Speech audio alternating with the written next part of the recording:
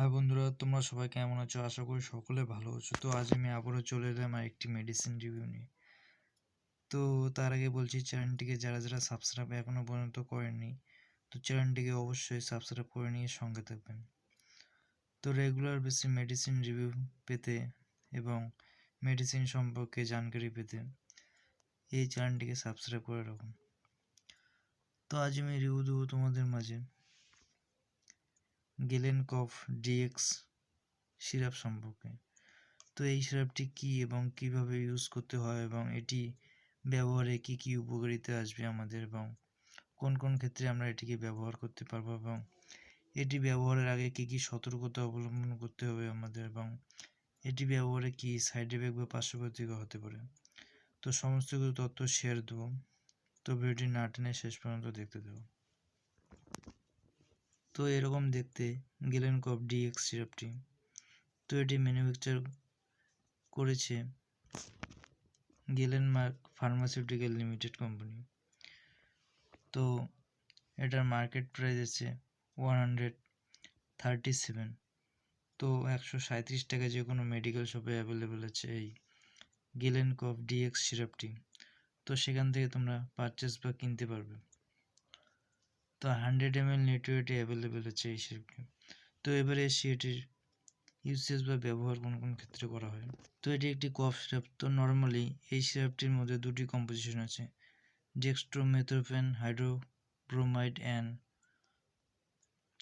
ক্লোরামফেনিরামিন mallet. তো এই সিরাপটি mainly সর্দি কাশি যদি সমস্যা থাকে আমাদের, তো সেক্ষেত্রে আমরা এটিকে ইউজ করতে পারি।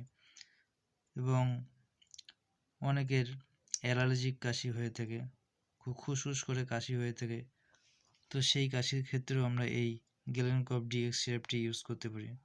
তো এটি নেওয়ার আগে অবশ্যই ডক্টরের সঙ্গে একবার পরামর্শ করে নিতে হবে, তো তারপরে ইউজ করবে।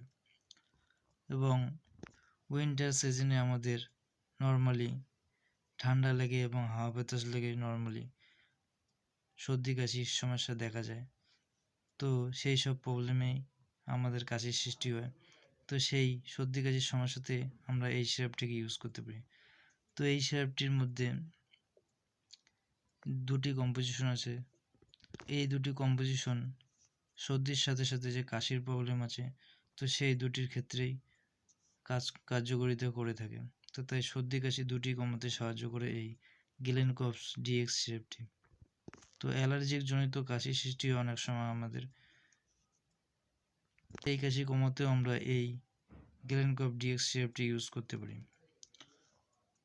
তো এটি নেওয়ার আগে কী কী সতর্কতা অবলম্বন করতে হবে। প্রেগনেন্ট অ্যান্ড ল্যাকটেটিক যেসব ওমেন আছে, অর্থাৎ গর্ভবতী এবং যারা বাচ্চাদেরকে বুকের দুধ পান করে, তো সেই সব মহিলারা যাতে এই সিরাপটি ইউজ করতে চায়, তো সেক্ষেত্রে ডক্টরের সঙ্গে পরামর্শ করে নিতে হবে আগে, তারপরে ইউজ করতে পারবে। এবং ছোট বাচ্চাদের এই সিরাপটি দেওয়ার আগে অবশ্যই ডক্টরের সঙ্গে পরামর্শ করে নিতে হবে আগে। তো এটি ইউজে কি সাইড এফেক্ট বা পার্শ্বপ্রতিক্রিয়া হতে পারে। তো এটি ইউজে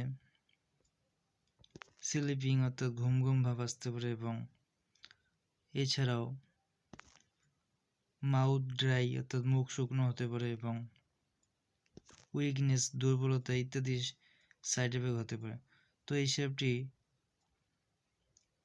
ব্যবহারের পরে এইসব সাইড এফেক্ট হতে পারে। তো এরপরে যদি কোনো রকম জটিল সাইড এফেক্ট দেখা যায়, তো সেক্ষেত্রে এটিকে বন্ধ করে নিয়ে ডক্টরের সঙ্গে পরামর্শ করে নেবে। তো আজ এই ছিল রিভিউ গেলেনকফ ডিএক্স সিরাপ সম্পর্কে। তো রিভিউটি যদি ভালো লাগে এবং হেল্পফুল হয়ে থাকে, চ্যানেলটিকে সাবস্ক্রাইব করে নেবেন এবং সকলে সুস্থ থাকবেন, ভালো থাকবেন। দেখা হবে পরবর্তী আরেকটি মেডিসিন রিভিউ নিয়ে। Thank you all friend.